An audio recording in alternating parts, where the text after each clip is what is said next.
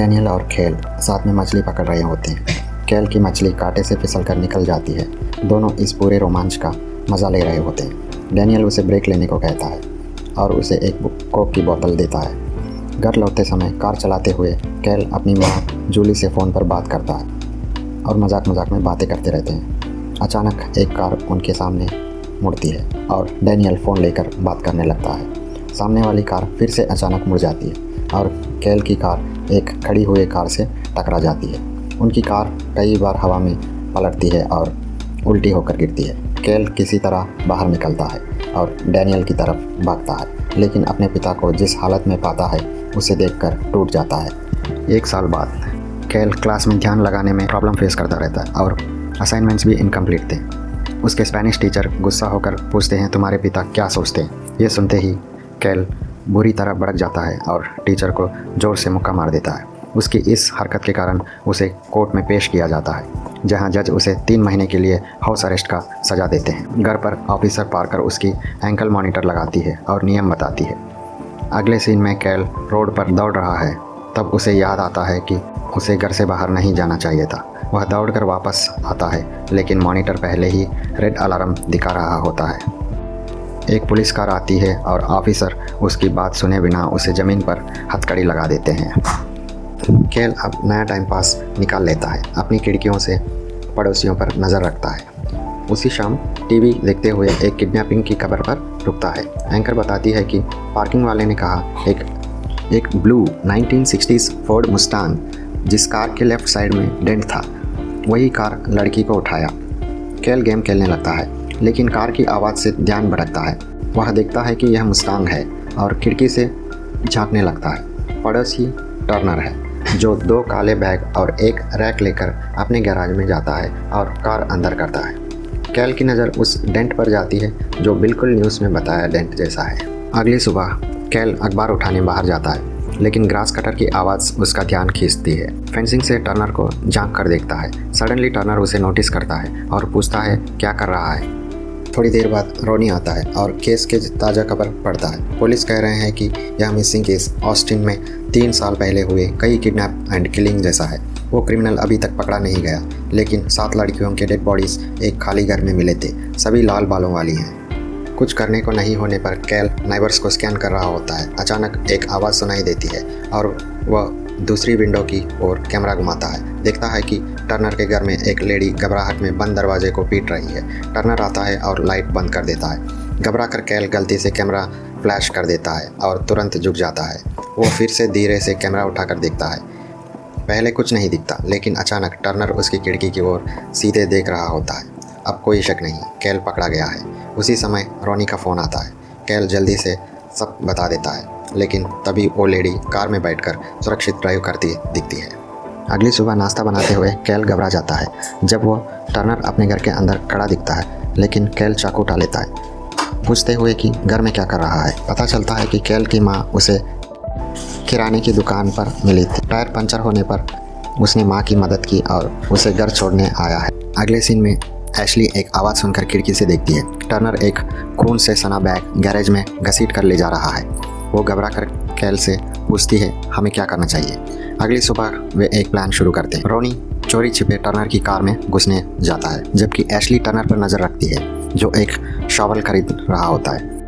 कैल घर से ऑपरेशन को कोऑर्डिनेट करता है। मॉल में टर्नर को ट्रैक करते हुए एशली के टकराने से फ़ोन गिर जाता है। उधर रोनी टर्नर की कार में घुस जाता है।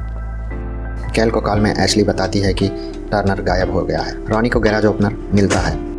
कैल उसे गैराज खोलकर कोड लेने को कहता है। जब वो बताता कि एशली टर्नर को खो चुकी है, रोनी वापस आने के लिए सोचता है, लेकिन समझाने पर तैयार हो जाता है। तभी एशली मॉल से निकलने की कोशिश करती है। टर्नर उसके सामने आ जाता है। कैल दूसरी लाइन पर रोनी का कोड ले रहा होता है। टर्नर शांत चेहरे से एशली से मिलता है, फिर उसकी चाबियाँ छीनकर उसकी कार में बैठ जाता है। वो उसे कॉल काटने को मजबूर करता है। उसे पता है कि एशली उसका पीछा कर रही है।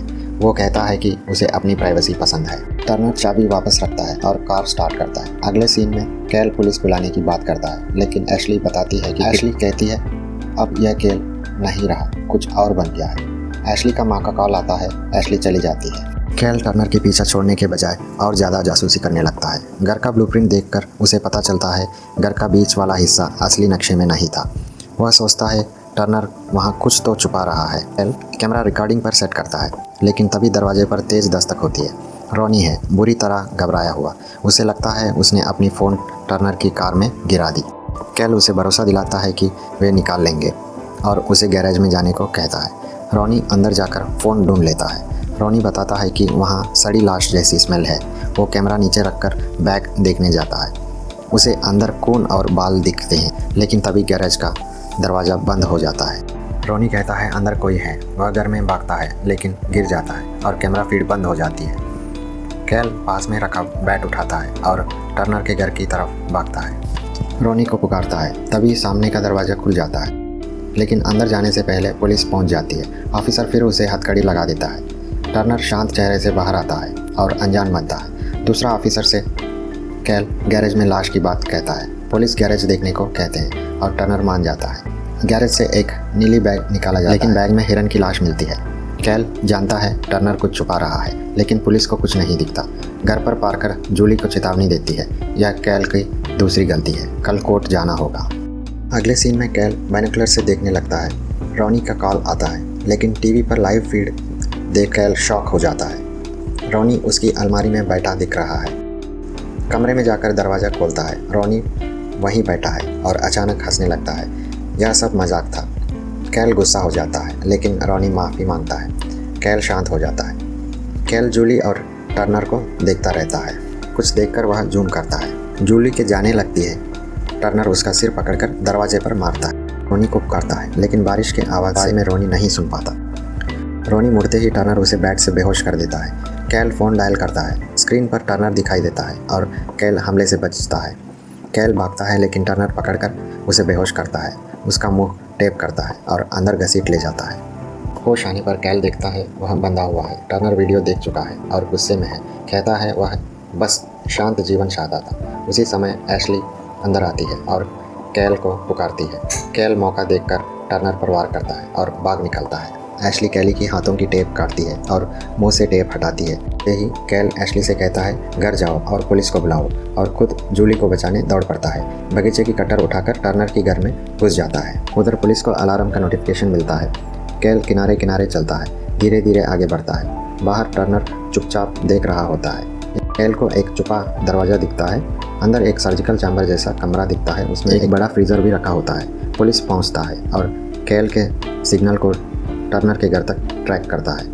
कैल को लाल बाल और सामान मिलता है, जो क्लब वाली लड़की का है। पुलिस टूटा कांच देखता है और सतर्क हो जाता है। कैल एक और हिस्से को खोलता है। ऑफिसर बंदूक निकालकर चलता है। बैकअप के लिए कॉल करने ही वाला होता है कि टर्नर पीछे से आता है और उसकी गर्दन तोड़ देता है। कीचड़ भरी पानी में गिर जाता है, जो लाशों से भरी होती है। पानी से बाहर निकलकर जूली को रस्सियों से आज़ाद करता है, लेकिन टर्नर आ जाता है। कैल टर्नर से लड़ता है, लेकिन टर्नर उसे दीवार से पटक देता है और उसकी पीठ घायल हो जाती है। कैल को मौका मिलते ही गार्डन सीजर से टर्नर को मार देता है। काफ़ी संघर्ष के बाद टर्नर पानी में गिर जाता है। जूली और कैल गैराज से बाहर निकलते हैं, जहां पुलिस पहले से मौजूद है। सुबह होते होते कैल की एंकल ब्रेसलेट हट जाती है। उसे आखिरकार आज़ाद मिल जाती है। अगर आप अंत तक देख चुके हैं, लाइक करें, कमेंट करें और शेयर करें, और सब्सक्राइब करना ना भूलें।